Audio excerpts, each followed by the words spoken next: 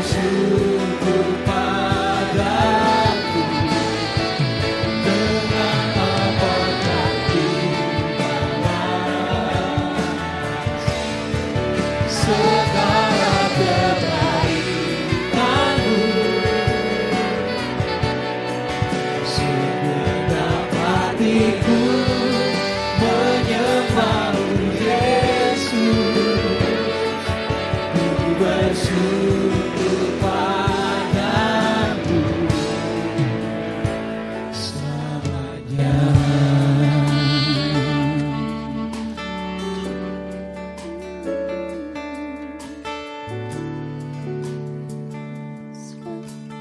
Haleluya. Hati kami penuh dengan ucapan syukur Tuhan, karena kami tahu bahwa kehidupan kami ini sangat berarti bersama-sama dengan Tuhan. Di dalam Tuhan ada kepastian, pengorbananmu yang begitu dahsyat membuat kami jadi dahsyat Tuhan. Pengorbananmu yang luar biasa membuat kami jadi luar biasa. Terima kasih Bapa buat apa yang sudah terjadi, sedang terjadi, dan yang akan terjadi atas hidup kami.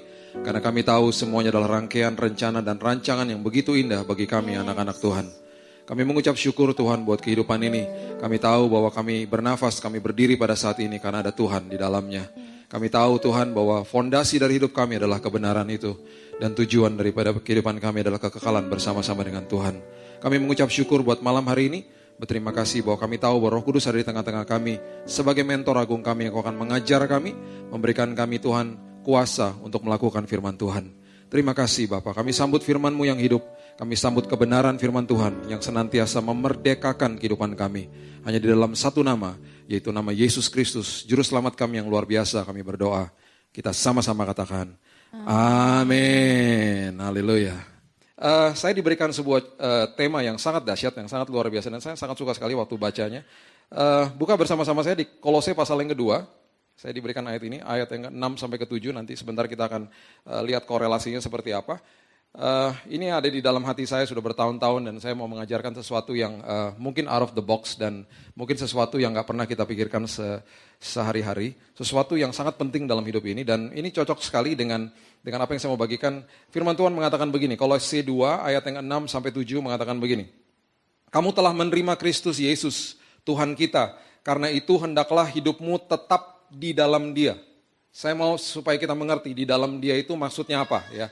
Kata di dalam Dia itu maksudnya ada di dalam hadiratnya Tuhan. Ya, sebentar kita bahas ya, kita baca dulu ayatnya, sebentar kita bahas ya. Kemudian ayat 7 mengatakan begini, hendaklah kamu berakar di dalam Dia dan dibangun di atas Dia. Kalau dibangun di atas Dia itu berbicara soal kebenaran, kita hidup harus di atas kebenaran. Hendaklah kamu bertambah teguh dalam iman yang telah diajarkan kepadamu. Iman telah diajarkan kepadamu. Ya. Dan hendaklah hatimu melimpah dengan syukur. Ini saya mau bahas, ini dahsyatnya luar biasa. Melimpah dengan syukur. Melimpah with thanksgiving, ucapan syukur. Ini yang luar biasa, ini adalah kunci daripada ayat ini, adalah kunci daripada segala-galanya. Ini adalah kunci daripada kehidupan sebenarnya. Ya. Nah, tinggal di dalam Tuhan, itu bicara soal hadirat Tuhan. Hadirat dengan kehadiran itu beda. Saya bisa bilang begini sama saudara di tempat ini. Kemarin saya ke wedding di hotel A misalnya. Ngobrol-ngobrol, tiba-tiba ada yang kasih tahu, loh saya juga di situ. Terus kemudian kita ngobrol lagi, loh kok gak ketemu? Iya ya, rame sih. Betul? Kita sama-sama hadir di situ, betul? Tapi kita tidak menikmati hadirat. Sesuatu hadirat, the presence of God, bahasa Inggrisnya. Itu adalah sesuatu yang dikatakan dalam bahasa aslinya countenance to countenance, face to face atau intimacy with God. Itu namanya hadirat. Jadi makanya di firman Tuhan kalau kita pelajari selalu di dalam hadiratnya ada aman, ada nyaman, ada kesembuhan, ada hal-hal dahsyat terjadi di dalam hadirat Tuhan. Tuhan bisa hadir pada saat ini di tempat ini, tapi ada beberapa daripada kita yang pulang mengatakan begini, aku rasakan hadiratnya, ada juga yang mengatakan aku tidak rasakan hadiratnya. Itu tergantung sama kita. Jadi sebuah kehadiran belum tentu bisa menghadirkan sebuah hadirat. Tapi di dalam sebuah hadirat pasti ada kehadiran. Itu maksudnya. Saya bisa hadir di dalam rumah saya. Tetapi anak saya yang ada di kamar sebelah bisa jatuh dari kursi karena hadirat saya tidak ada bersama-sama dengan dia. Ngerti maksudnya? Karena hadirat saya tidak ada di samping dia, saya tidak bisa proteksi dia, dia jatuh dari atas kursi. Padahal saya hadir bersama-sama dengan dia di dalam satu rumah. Tapi hadirat saya tidak bersama-sama dengan dia. Yang paling penting dalam kehidupan ini adalah kita ada di dalam hadirat, the presence of God. Itu maksudnya. Hidup di dalam Tuhan, itu adalah di dalam hadirat Tuhan. Pertanyaan berikutnya. Kita kembali, saya sangat suka dengan, saya nggak tahu saya pernah bahas apa tidak di tempat ini tentang perjalanan kehidupan kalau kita pelajari dari kitab Kejadian. Karena saya tidak ada pernah habis-habisnya mempelajari kitab Kejadian, saya sedang mengupas lagi beberapa ayat yang ada di situ, khususnya Kejadian 1 dan 2, tentang proses daripada kreasi dan bagaimana rencana awal Tuhan ini tidak pernah bisa digagalkan sama manusia. Nanti satu waktu kita bisa kupas perlahan-lahan. Kitab Kejadian adalah sesuatu kejadian atau Genesis atau awal dari segala sesuatunya. Dan rancangan awal Tuhan pada awalnya tidak pernah bisa digagalkan. Pernah didistorsi oleh iblis, tapi gak pernah bisa digagalkan. Jadi waktu Yesus mati dan bangkit lagi bukan sekedar kita menerima sebuah kehidupan kekal saja, tapi kehidupan yang di awal itu yang sudah diciptakan bagi kita, rancangan awal itu, kita harus kembali ke situ. Makanya harus dipelajari. Kenapa manusia dikatakan tidak baik kalau seorang diri? Itu seringkali ayat ini dimutilasi tapi tidak dibaca secara kontekstual dan akhirnya kita nggak ngerti. Kenapa manusia harus seorang diri? Nanti satu hari ya kita bahas. Kita akan terbengong-bengong ketika kita mempelajari bahasanya dan kemudian lihat ayat-ayat sebelumnya. Ternyata wow, luar biasa sekali. Gak sembarangan orang bisa datang begini. Gak baik loh kata firman Tuhan seorang diri. Yuk kita nikah yuk, enak aja. Gak sesimpel itu, tidak sesederhana itu. Makanya firman Tuhan gak bisa dimutilasi, kontekstual. Dibacanya betul-betul kontekstual. Dimengerti secara kontekstual, makanya kenapa ketika berdiri di atas kebenaran, kebenaran memerdekakan kita. Harus mengerti kebenarannya. Nah sekarang pertanyaannya lagi. Kita kembali ke dalam Kejadian, kepada awalnya. Manusia pada awal diciptakan di dalam hadirat Tuhan. Betul? Di dalam hadirat Tuhan. Perhatikan dan camkan ini baik-baik. Di dalam hadirat Tuhan pada saat itu, manusia tidak memerlukan prosesi seperti yang kita lakukan pada malam hari ini. Ya, kita ada praise and worship, kemudian kita ada khotbah dan lain sebagainya. Manusia berkomunal langsung sama Tuhan. Merasakan hadirat Tuhan itu betul-betul face to face. Udah gak ada lagi seperti yang saat itu. Nanti sampai kita berjumpa lagi dengan dia. Betul-betul intimacy to the max. Kata sempurna, ya, kondisi manusia pada saat itu digambarkan begitu sempurna sampai nggak ada kata yang bisa menggambarkan kata perfect atau sempurna. Jadi kalau dipelajari bahasa aslinya, kondisi manusia pada awalnya itu harus ada kata tambah yaitu lebih daripada sempurna. Kan dahsyat. Gak ada kata-kata yang bisa menggambarkan betapa sempurna atau perfect. Jadi harus dikatakan more than perfect atau lebih daripada sempurna. Karena manusia merasakan atau hidup di dalam hadirat Tuhan. Sekarang pertanyaan saya yang sangat penting. Kok bisa hidup di dalam kondisi yang lebih daripada sempurna? Terus jatuh dalam dosa. Pernahkah kita berpikir, manusia, saya selalu tantang diri saya, kalau pelajari firman Tuhan, saya sangat kritikus sekali sama diri saya sendiri. Saya selalu bertanya sama diri saya sendiri, kok bisa sih? Kok bisa sih ini terjadi? Dan kemudian saya bilang sama Tuhan, Tuhan saya mau pelajari, bukakan kepada saya dan bukakan sampai betul-betul ngelotok Tuhan. Dan ini bertahun-tahun saya bergumul, saya bilang Tuhan ini kenapa? Dan akhirnya ketemu sebuah benang yang luar biasa yang ditarik dari kitab Kejadian sampai Wahyu yang menggambarkan bagaimana akibat manusia jatuh dalam dosa dan kenapa manusia jatuh dalam dosa. Sekali lagi, kondisinya lebih daripada sempurna. More than perfect. Pertanyaan sekali lagi, kok bisa jatuh dalam dosa? Ada dalam hadirat Tuhan loh. Sebabnya kenapa? Coba kita baca ya, Kejadian pasal yang kedua. Kita backtrack dari belakang dan kemudian nanti kita akan lihat bagaimana perjalanan kehidupan manusia sampai kepada hari ini gara-gara suatu hal ini yang kita mau bahas. Kejadian pasal yang kedua, ayat yang ke-16 mengatakan begini. Kejadian pasal yang kedua ayat 16. Lalu Tuhan Allah memberi perintah ini kepada manusia. Kepada manusia itu kepada pria ya. Nanti satu waktu kita juga bahas tentang fungsinya pria, bukan kepada wanita. Semua pohon dalam taman ini boleh kau makan buahnya dengan bebas, tetapi pohon pengetahuan tentang yang baik dan yang jahat itu janganlah kau makan buahnya, sebab pada hari yang kau makannya pastilah engkau mati. Pastilah engkau mati artinya dipisahkan dari hadirat Tuhan. Itu mati, kata mati adalah dipisahkan dari hadirat Tuhan. Manusia mengalami dua fase kematian. Yang pertama dipisahkan dari hadirat Tuhan, yang kedua mati secara fisik.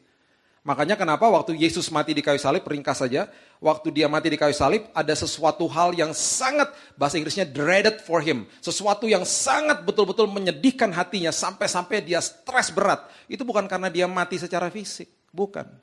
Ada beberapa kata yang mendokumentasikan, dia katakan begini, Father, why have you forsaken me? Bapa, kenapa engkau tinggalkan aku? Kenapa? Karena sebelum dia mati secara fisik, sama seperti manusia awal mati secara fisik setelah ratusan tahun, pada awalnya dia matinya adalah fase dia dipisahkan daripada hadirat Bapa di surga. Pernahkah kita berpikir bahwa Yesus tidak pernah terpisahkan sekalipun sama hadirat Bapa di surga sampai kepada titik itu? Sampai-sampai dia katakan, kalau bisa, lalu kancauan ini daripadaku. Father, why have you forsaken me? Dr. Frederick Sugebe meneliti bahwa peluh yang bercampur dengan darah itu adalah proses hematohidrosis, yang artinya adalah stres level yang begitu tinggi sampai peluh bercampur dengan darah. Dia katakan begini, sesuatu artikel yang sangat dahsyat, yang sangat luar biasa, yang harus kita mengerti dengan baik dan benar. Dia katakan begini, saya tidak pernah temukan proses ini di dalam manusia, karena sebelum sampai kepada titik itu hematohidrosis, manusia sudah bunuh diri. Manusia nggak tahan sampai stres level itu, manusia bunuh diri. Yesus merasakannya sampai kepada titik yang maksimal. Sampai-sampai ada proses namanya hematohidrosis. Dan akhirnya pericardium failure terjadi, yaitu jantungnya kolaps. Itu semuanya karena stres level yang luar biasa tingginya. Dipisahkan dari hadirat Bapa di surga. Ini dari satu konteks ini kita bisa pelajari bagaimana hadirat Bapa di surga itu pentingnya luar biasa. Makanya kalau mau hidup betul-betul bertumbuh bersama-sama dengan Tuhan, saya selalu katakan hubungan intim sama Tuhan bukan keharusan, gaya hidup. Baca firman sama doa tuh gaya hidup, bukan keharusan. Keharusan adalah faktor eksternal. Saya nggak pernah suka pakai kata keharusan. Saya tidak pernah ajarkan kedua anak saya, kamu harus berdoa. Tidak.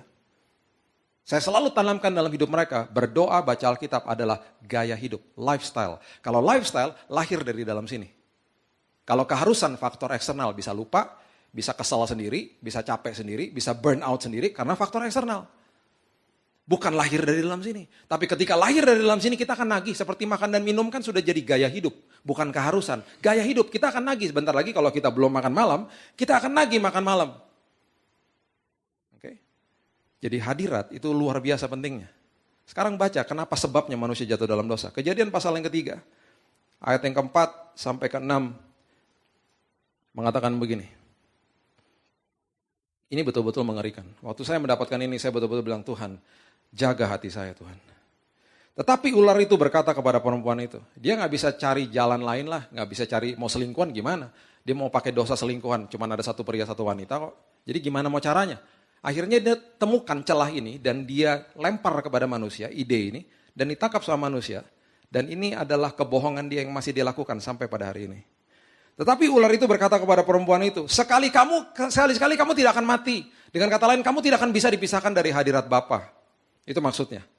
Tetapi Allah mengetahui bahwa pada waktu kamu memakannya, matamu akan terbuka. Padahal sudah terbuka matanya.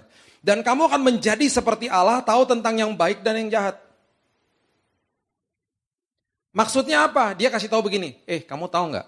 Kehidupanmu dan kondisimu yang sudah lebih daripada sempurna ini tidak cukup. Ada satu level lagi di atasmu yang lebih luar biasa. Kenapa? Matamu nanti akan terbuka. Terus kemudian dikatakan lagi, kamu akan jadi serupa seperti dia dan lain sebagainya dan lain sebagainya. Kamu tenang aja, kamu kalau makan ini kamu gak akan terpisahkan dari hadiratnya. Ada level yang lebih tinggi loh daripada kondisimu saat ini.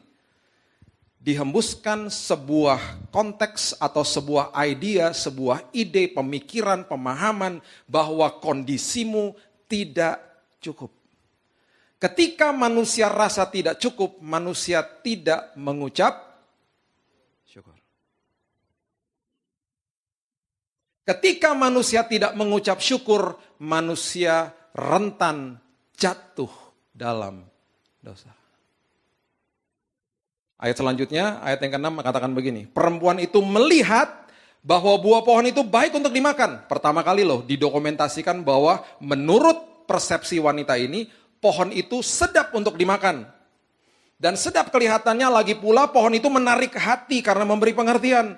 Lalu ia mengambil dari buahnya, dimakan, diberikannya juga kepada suaminya yang bersama-sama dengan dia, dan suaminya pun memakannya. Alkitab pertama kali mendokumentasikan setelah manusia percaya sama kebohongan iblis, dosa kelihatan menarik. Selama itu, sebelum ayat itu, pohon itu ada di tengah-tengah kehidupan dia. Alkitab tidak pernah mendokumentasikan berapa sering manusia melihat pohon itu. Tapi Alkitab tidak pernah mendokumentasikan bahwa manusia merasa tertarik lihat pohon itu. Betul? Pasti tiap hari dilewatin mungkin sama suami istri, mereka saling mengatakan, tuh dia tuh pohon yang dilarang sama Tuhan. Oh iya ya. Tidak pernah memikat hati mereka. Di titik di mana manusia tidak rasa cukup. Di titik di mana manusia tidak mengucap syukur. Dosa kelihatan menarik.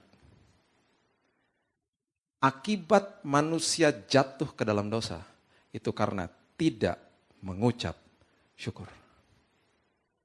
Dan ini akhirnya adalah sesuatu yang sangat mengerikan, sampai akhirnya Tuhan mengembalikan hadiratnya lewat ucapan syukur. Ada buktinya semuanya. Sampai kepada kitab Wahyu. Ada buktinya. Karena dia tahu manusia jatuh ke dalam dosa karena tidak mengucap syukur. Seorang bapak datang ke kantor setiap hari, punya sekretaris cantik di kantor. Gak pernah sekretaris itu memikat hatinya dia. Karena dia tahu kebenaran, dia ke gereja setiap minggu. Iblis membohongi dia bukan dengan cara begini. Tuh ada wanita cantik, jatuh dalam dosa aja sama dia, berselingkuh aja sama dia. Tidak, karena dia mengerti kebenaran. Dia sudah ada di dalam hadirat Tuhan. Bagaimana caranya? Iblis mulai perlahan-lahan memberikan kondisi yang tidak cukup sama hidupnya. Bangun pagi, dia mulai lihat istrinya di samping dia. Yang tadinya dia gak mikir-mikir apa-apa, perlahan-lahan dikasih kebohongan sama iblis. Lihat tuh istrimu. 10 tahun lalu figurnya seperti sekretaris di kantor toh. Sekarang anak udah 3, udah naik 10 kilo, rada-rada gembrot-gembrot dikit. Udah gitu lihat tuh tidurnya, ngorok lagi, ngiler lagi. Pagi-pagi. Dimulai dari situ loh. It starts from there. Kemudian dia lihat, masih gak ngaruh. Dia masih pergi ke kantor seperti biasa. Besoknya dikasih lagi perasaan kayak gitu. Kenapa ya istriku kayak gini ya? Lama-lama tanpa dia sadari dia mulai banding-bandingin sama sekretaris di kantor. Iya ya. 10 tahun lalu kayak dia di kantor. Perlahan-lahan loh. Diberikan kondisi yang tidak cukup. Tidak cukup. Tidak cukup. Padahal banyak yang dia bisa ucapkan syukur dalam hidupnya. Di hari di mana akhirnya dia percaya sama kebohongan iblis. Dia masuk kantornya dia. Sekretaris yang sudah bertahun-tahun tidak pernah kelihatan menarik baginya. Di hari itu kelihatannya sedap untuk dimakan seperti kejadian. Sedap dan memikat hatinya hari itu. Karena apa? Tidak mengucap syukur. Catat ini baik-baik.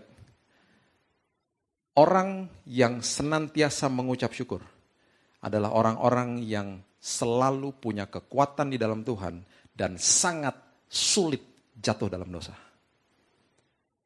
Di apapun aspek kehidupan saudara, ketika saudara mengucap syukur di atasnya, walaupun ada masalah, bukan masalahnya dirubah, saudara yang berubah.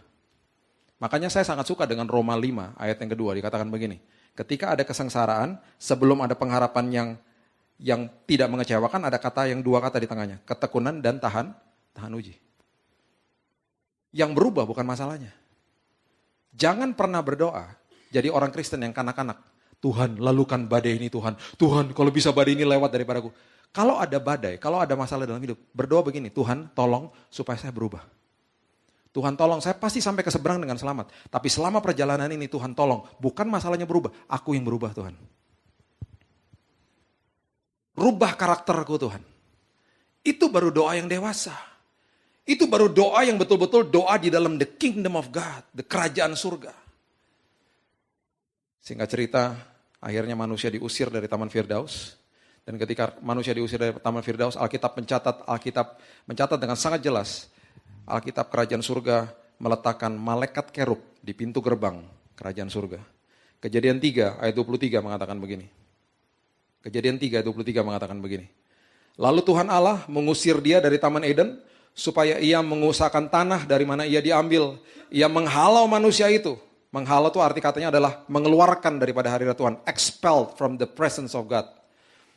Dan di sebelah timur Taman Eden ditempatkannya lah beberapa kerub dengan pedang yang bernyala-nyala dan menyambar-nyambar untuk menjaga jalan ke pohon kehidupan.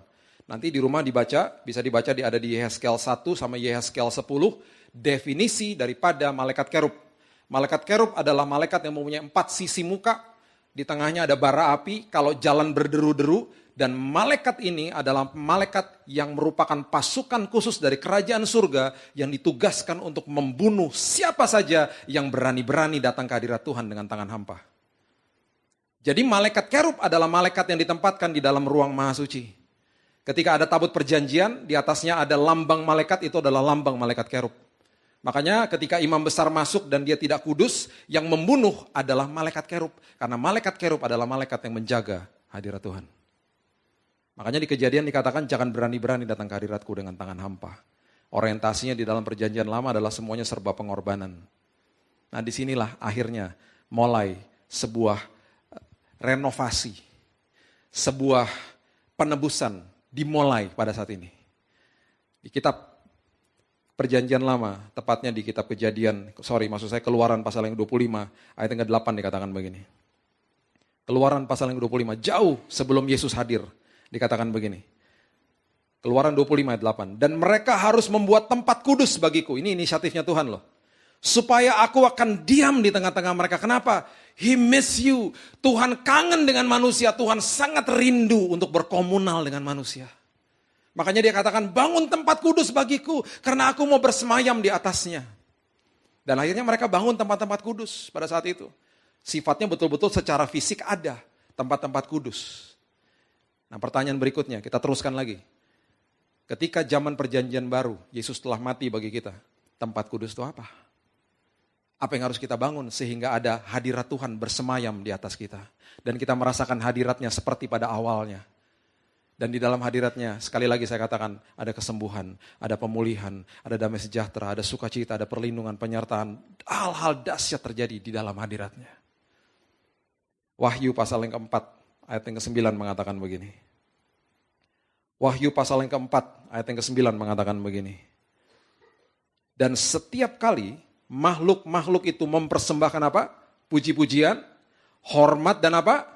Ucapan syukur kepada Dia yang duduk di atas tahta, yang hidup sampai selama-lamanya. Dalam terjemahan yang lain dikatakan, give thanksgiving to stimulate and to hold the presence of God. Dengan kata lain, dengan ucapan syukur, hadiratnya turun. Hadiratnya bersemayam di atas kehidupan kita. Tempat kudus dalam hidup kita adalah ucapan syukur. Karena Dia tahu manusia pertama kali jatuh dalam dosa karena tidak mengucap syukur. Jadi Dia mau, ayo mengucap syukur yuk, biar aku hadir. Dan ketika kita penuhi rumah kita dengan ucapan syukur, penuhi kantor kita dengan ucapan syukur, penuhi tempat pekerjaan, tempat sekolah, dimanapun kita berada dengan ucapan syukur, hadirat Tuhan pasti turun di atasnya. Dan ketika hadirat Tuhan turun di atasnya, itu selalu turun dengan malaikat kerub. Karena malaikat kerub adalah malaikat yang diperintahkan untuk jaga hadiratnya Dia. Dengan kata lain, ketika kita mengucap syukur di rumah, mengucap syukur nanti malam sebelum tidur. Mengucap syukur besok pagi sebelum berangkat kerja. Tuhan, aku mengucap syukur ya Tuhan buat hari ini. Aku tahu hari ini adalah hari yang penuh dengan tantangan. Aku tahu hari ini tadi kejadian-kejadian ini gak enak Tuhan. Tapi aku mengucap syukur Tuhan. Aku berterima kasih buat rencanamu Tuhan. Aku naikkan ucapan syukurku Tuhan. Lihat, hadiratnya turun. Ketika hadiratnya turun, malaikat kerub turun bersama-sama dengan Dia. Dan ada apa? Langsung ada penyertaan, ada perlindungan. Karena malaikat itu diciptakan untuk betul-betul menjaga hadirat Tuhan. Makanya selalu sebelum anak-anak kami keluar dari rumah, Tuhan, I give you thanks. Aku mengucap syukur. Yuna, berdoa yuk, katakan aku mengucap syukur Tuhan. Jangan sekedar dari bibir mulutmu saja, dari dalam hatimu katakan, Lord, I give you thanks. Tuhan, aku mengucap syukur Tuhan. Sekali lagi yang pertama, di dalam pengucapan syukur, manusia akan sangat sulit jatuh dalam dosa. Karena kita betul-betul memagari kehidupan kita dengan benteng yang luar biasa. Segala sesuatu walaupun tidak enak, aspek kehidupan kita walaupun sangat negatif di dalam dunia ini, kita katakan, Tuhan, aku mengucap syukur. Aku gak tahu apa yang terjadi tapi aku mengucap syukur. Ingat, kesengsaraan dalam kehidupan ini, kesulitan dalam hidup ini akan selalu menjadi bagian hidup. Karena kita hidup di dalam dunia yang penuh dengan dosa. It's a fallen world. Jadi apapun yang terjadi, kesulitan apapun yang terjadi, hadapi dengan ucapan syukur. Hal yang kedua, Kejadian 22 ayat yang kelima mengatakan begini.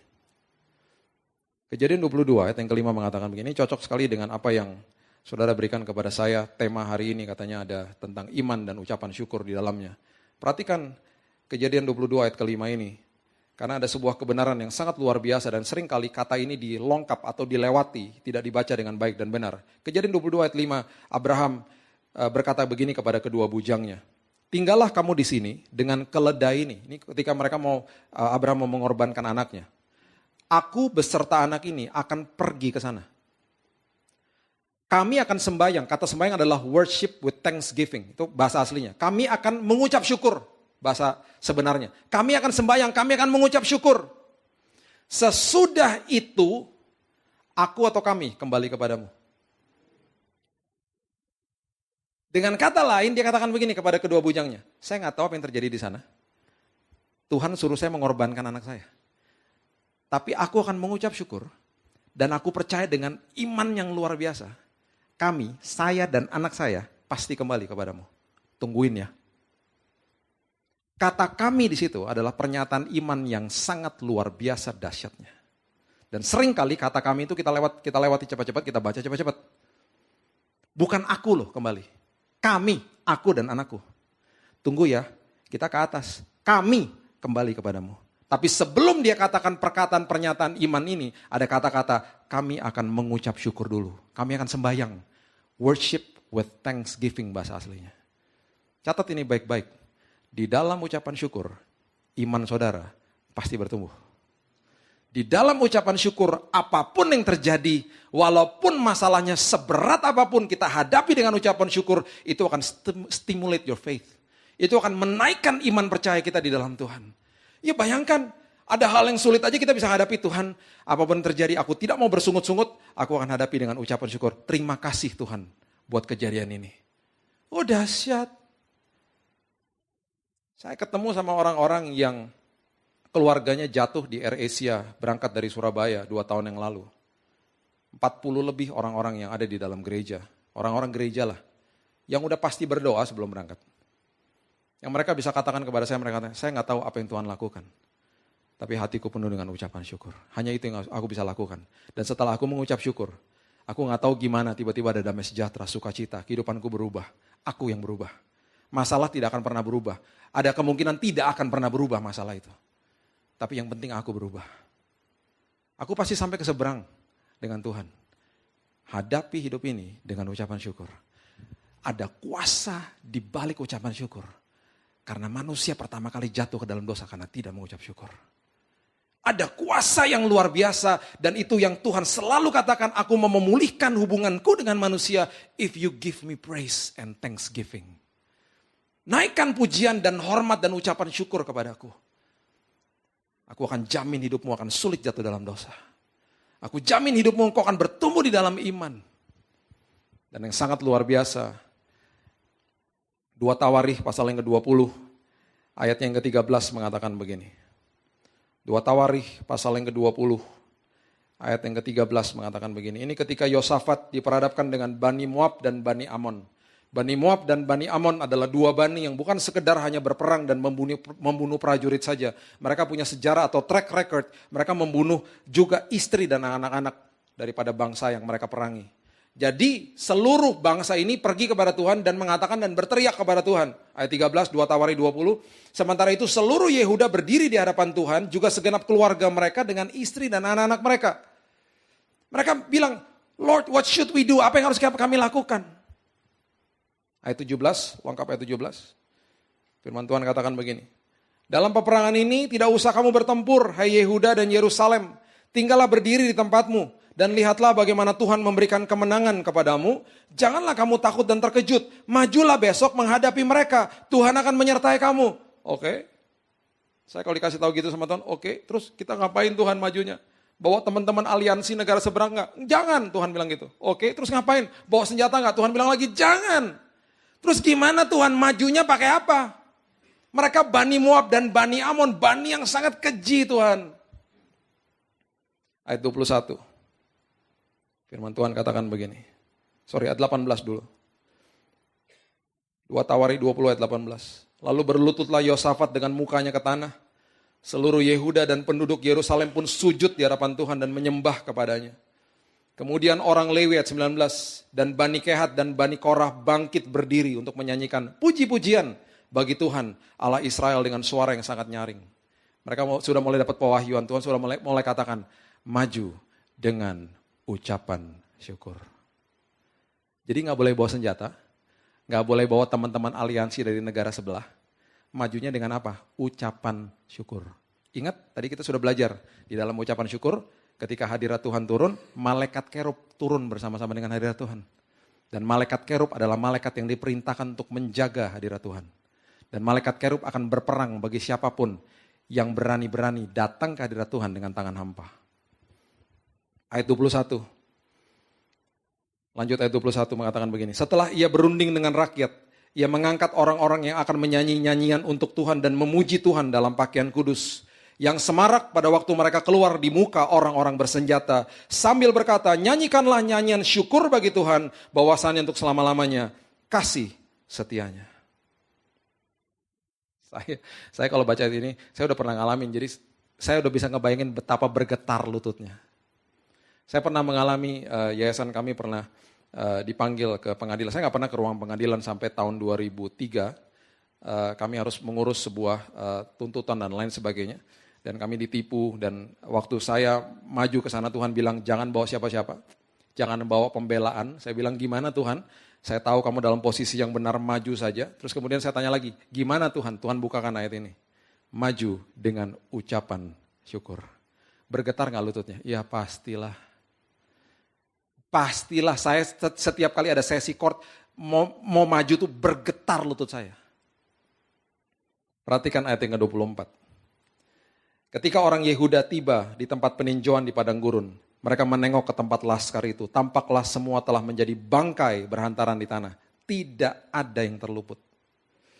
Lalu Yosafat dan orang-orangnya turun untuk menjara barang-barang mereka. Mereka menemukan banyak ternak, harta milik, pakaian, dan barang-barang berharga. Yang mereka rampas itu lebih banyak daripada yang dapat dibawa. 3 hari lamanya mereka menjara barang-barang itu. Karena begitu banyaknya. Apa yang terjadi? Ketika ada ucapan syukur, hadirat Tuhan turun. Malaikat kerub turun bersama-samanya. Dan malaikat kerub yang melakukan peperangan itu bagi Yosafat. Mereka sampai di sana, Bani Moab dan Bani Amon tidak ada satupun yang masih hidup. Tertumpas semuanya. Dan bukan hanya itu saja, bukan hanya musuh dan problema kita dihalau sama Tuhan ketika ada ucapan syukur. Di balik itu semuanya, 3 hari mereka menjara. Dengan kata lain, di balik itu semuanya ada berkat menanti bagi kita. Di dalam ucapan syukur, musuh-musuh kita dikalahkan dan ada berkat menanti setelah itu. Betapa besarnya kuasa daripada ucapan syukur. Setelah selesai 6 bulan prosesi court dan akhirnya orang itu minta maaf, di drop semuanya. Saya bilang saya juga sudah mengampuni dari awal. Ketika dia minta maaf saya bilang, saya udah maafkan kamu dari awal. Kira-kira 3 bulan setelah itu saya dipanggil ke Frankfurt, Germany untuk meeting dengan orang dari Microsoft. Meetingnya bukan di Microsoft, meetingnya di Frankfurt. Jadi tahu ya Microsoft adalah perusahaan yang terbesar di dunia. Pemiliknya adalah orang terkaya di dunia. Jadi waktu kami meeting ya pasti dikasih kartu nama dan lain sebagainya. Mereka katakan kami membuat CSR, project CSR dengan yayasan kamu. Karena kami sudah dengar yayasan kamu dan lain sebagainya sudah mengadakan banyak pekerjaan dengan banyak perusahaan dari Amerika dan lain sebagainya. Kami sudah terekspos dengan profilnya dan kami mau kerjasama. Saya bilang, Microsoft kerjasama sama yayasan saya yang kecil ini buat apa gitu. Jadi waktu saya sampai Indonesia saya nggak balesin emailnya karena dalam pikiran saya ini hoax. Ini pasti betul-betul bohongan. Karena saya nggak ketemu sama orangnya. Saya baru ke kantor Microsoft betul-betul baru tahun lalu. Baru saya datengin kantornya karena kami sudah punya hubungan dan saya bawa anak saya ke sana. Pertama kali saya masuk kantor, oh begini toh kenal sama orang-orangnya. Tapi waktu tahun itu, tahun 2004 tepatnya, saya nggak kenal. Saya cuma kenal satu orang ini dan ketemunya juga di tempat yang netral, di Jerman sana, nggak ketemu di kantornya. Jadi waktu dia email saya nggak pernah balas. Dan akhirnya dia tahu bahwa ini sering terjadi dengan kantor mereka, jadi mereka katakan begini, kami tahu, kamu nggak mau balas itu mungkin karena kamu nggak percaya sama kita. Dengan oleh sebab itu, saya mau memberikan kamu 3 proyek CSR untuk Indonesia, memberkati Indonesia. Kita nggak usah sign MOU, nggak usah sign kontrak dulu, saya akan kirimin ceknya dulu, biar kamu percaya katanya gitu. Dikirimin ceknya. Dan saya terkaget-kaget, dan sampai hari ini saya masih ada setelah dimasukin ke bank, saya masih ada fotokopinya. Sebagai bukti, karena saya terkaget-kaget, Microsoft, Redmond, Washington, USA, beneran Microsoft. Dan saya minta maaf habis itu, dia bilang, it's okay katanya. Udah banyak orang-orang yang saya mau kerja sama, mereka gak mau. Karena belum pernah ke kantor kami, belum ketemu saya di kantor saya, jadi banyaklah yang seperti itu. Akhirnya 3 terjadi, 3 project untuk Indonesia. Dan waktu itu selesai semuanya, Tuhan kembalikan saya kepada ayat ini. Maju dengan ucapan syukur. Yosafat perlu 3 hari untuk mengumpulkan berkat. Aku berikan kamu 3 proyek. Ketika kita maju dengan ucapan syukur, masalah dihalau, ada berkat menanti bagi kita. Jangan takut. Paulus menulis buku untuk Filipi di dalam penjara. Makanya ketika baca buku Filipi, isinya semuanya ucapan syukur, ucapan syukur, ucapan syukur. Saya nggak punya waktu ya, nanti baca sendiri di rumah. Paulus dan Silas belenggunya lepas di penjara, betul? Tahu ya ceritanya? Karena mereka ngapain? Nyanyi. Mengucap syukur. Kepala sipir penjaranya akhirnya terima Yesus dan seluruh keluarga yang terima Yesus. Gara-gara apa? Ujung-ujungnya kalau ditarik ceritanya akar-akarnya pertama kalinya ngapain? Ngucap syukur. Sampai semuanya pintu kebuka, sampai dia ketakutan, sampai dia ngundang ke rumahnya, sampai dia bilang doain saya dan keluarga saya mau terima Yesus. Dahsyat. Saya akan tutup dengan pernyataan ini. Bukan sekedar sejarah, tapi ini masih berlaku sampai hari ini. Karena ada satu orang yang sangat care atau peduli dengan hadirat Tuhan. Dan betapa, saya mau berikan ini gambaran kepada kita, betapa sensitifnya Tuhan sama hadiratnya. Betapa sensitifnya dia dengan hadiratnya, makanya dia selalu mau berkomunal dengan kita tuh karena itu sangat berharga bagi dia. Jadi bayangkan kehidupan intim sama Tuhan tuh dahsyatnya luar biasa. Nah, yang sangat luar biasa adalah begini, ya nanti dibaca sendiri di rumah, ya, ceritanya in a nutshell kira-kira begini. Raja Daud ngobrol sama advisernya Nabi Nathan. Bro, gue nih pengen bangun bait Allah. Buat apa? Ditanya kita. Itu kan ada tabut perjanjian di dalam kemah. Yang bener aja. Kenapa? Saya nih tinggal di dalam istana yang penuh dengan kayu aras yang luar biasa. Masa tabut perjanjian ada di bawah kemah? Ingat, tabut perjanjian di dalam perjanjian lama adalah lambang daripada hadirat Tuhan. Betul? Sudah pernah belajar ya? Tabut perjanjian adalah lambang daripada hadirat Tuhan. Sekarang hadirat Tuhan ada di dalam sini. Waktu zaman perjanjian lama itu di dalam tabut perjanjian. Jadi dia katakan begini, yuk kita bangunin bait Allah. Kalau sekarang kita harus katakan, yuk kita bangun kehidupan ini, bangun hati kita untuk terus preserve atau jaga hadirat Tuhan di dalam sini. Tapi pada saat itu dibangunnya secara fisik. Yuk kita bangun bait Allah untuk menaungi tabut perjanjian. Tanya deh sama Tuhan, boleh gak gitu? Nabi Nathan pergi berdoa. Singkat cerita dia balik lagi, dia katakan begini, Raja gak perlu katanya. Kata Tuhan gak usah. Kenapa? Gak usah. Katanya Tuhan nanti keturunanmu yang akan bangun. Siapa namanya? Salomo. Anakmu yang akan bangun bait Allah.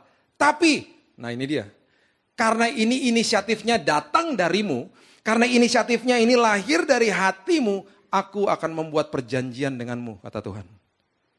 Aku akan membuat perjanjian, covenant, perjanjian kudus dengan Raja Daud. Isinya apa? Coba kita baca. Gara-gara apa? Cuman mau bangun bait Allah loh. Preserve the presence of God. 2 Samuel, pasal yang ke-7, ayat yang ke-16 mengatakan begini. 2 Samuel pasal yang ke-7, ayat yang ke-16. Firman Tuhan katakan begini. Keluarga dan kerajaanmu akan kokoh untuk selama-lamanya di hadapanku. Tahtamu akan kokoh untuk selama-lamanya. Itu isi perjanjiannya. Gara-gara apa? Gara-gara Raja Daud cuma mau bangun bait Allah. Jadi nggak jadi. Yang bangun siapa? Anaknya. Cuman karena inisiatifnya lahir dari dia. Tuhan lihat hatinya, wow, kamu mau preserve my presence, kamu mau betul-betul jaga hadiratku. Jadi aku buat perjanjian kudus samamu. Kerajaanmu dan keturunanmu kokoh sampai selama-lamanya loh. Oke. Banyak sebenarnya, saya bagiin 2 aja ya. 2 aja. 1 Raja-Raja 11, ayatnya yang ke-11.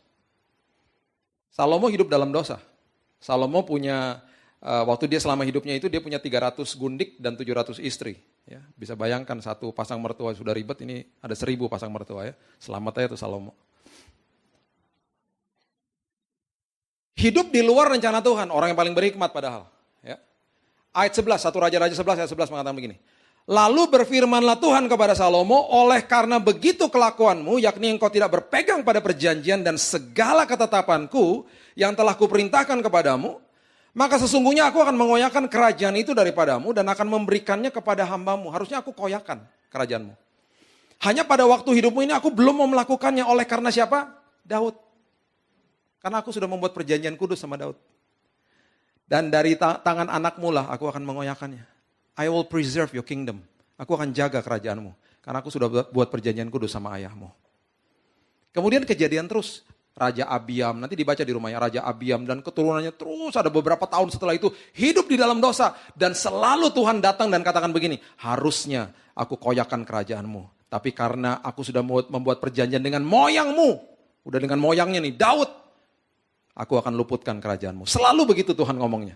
Sampai-sampai di ayat terakhir ini. 300 tahun. 300 tahun. Daudnya udah gak ada. Daudnya sudah meninggal.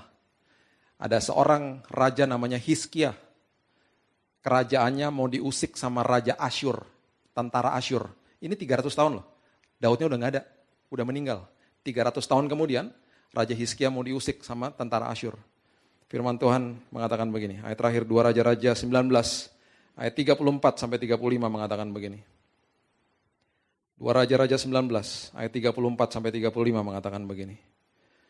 Dan aku akan memagari kota ini untuk menyelamatkannya. Oleh karena aku dan oleh karena siapa? Daud, hambaku. Maka pada malam itu keluarlah malaikat Tuhan. Malaikat Tuhan yang ada di ayat ini adalah malaikat kerubnya Tuhan. Lalu dibunuhnyalah 185.000 orang di perkemahan Asyur. Keesokan harinya pagi-pagi tampaklah semua bangkai-bangkai orang-orang mati belaka. 300 tahun setelah Daud meninggal, ada keturunannya yang mau diusik sama bangsa lain. Tuhan mengirimkan pasukan malaikat kerub untuk menghalau mereka. Dengan kata lain, jangan berani-berani sama keturunannya Raja Daud. Karena apa? Dia mau bangun bait Allah buatku. Dia mau preserve my presence. Dia menghargai hadiratku. Singkat cerita, sampai hari ini keturunannya adalah bangsa siapa? Bangsa Israel. Saya nggak usah ngomong banyak-banyak lah ya. Saya bukan mau berpolitik. Cuman kalau mau tahu kenapa bangsa itu dikepung sama beberapa bangsa dan tetap berdiri dan tetap kokoh. Walaupun nggak sampai 5% percaya Yesus. Nggak sampai loh. Di bulan Juni saya akan kesana lagi nih. Nggak sampai 5% percaya Yesus. Tapi bangsa ini masih dikokohkan. Lewat bangsa ini, akhirnya bangsa Yahudi dipercaya sama Tuhan memimpin apa? Ekonomi dunia. Bangsa ini adalah bangsa yang memberikan konsultasi peperangan kepada bangsa Amerika.